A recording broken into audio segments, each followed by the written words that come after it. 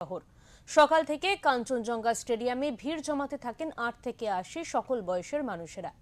ঈদের নামাজ পড়তে হাজির হন মুসলিম ধর্মাবলম্বীরা। নামাজ উপলক্ষে স্টেডিয়াম চত্বরে ছিল কড়া নিরাপত্তার বেষ্টনী। অপ্রীতিকর ঘটনা এড়াতে পুলিশের পক্ষ থেকে নেওয়া হয় বিশেষ নজরদারি। নামাজ শেষে একে অপরকে কোলাকুলি এবং শুভেচ্ছা বিনিময়ের মাধ্যমে ছড়িয়ে পড়ে খুশির বার্তা।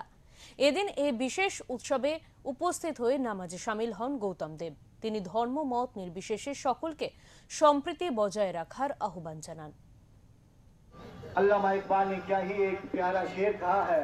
में गुजारिश है कि आप दायरे तरफ आ जाए और जैसा कि आप होने जा रहा है तो जल्दी आ जाए, अपने कदम को तेज तेज बढ़ाएं।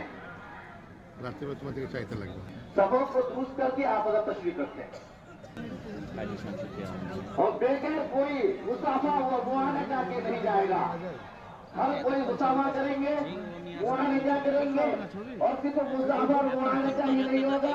नफरतें हैं, खूबसूरतें हैं, जो बुग़्ज़ है, जो हसद है। हमारे मेंबरान हजरात आपके सामने से रुमाल लेकर गुजर।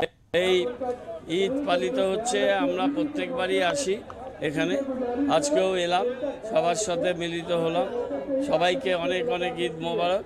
আমরা সবাই একসাথে মিলে সুন্দরভাবে শান্তিতে আমরা চলব এবং আমরা বাংলায়, আমাদের শিলিগুড়িতে সব জায়গায় আমরা উন্নয়ন, প্রগতি এবং অগ্রগতির পথে চলব।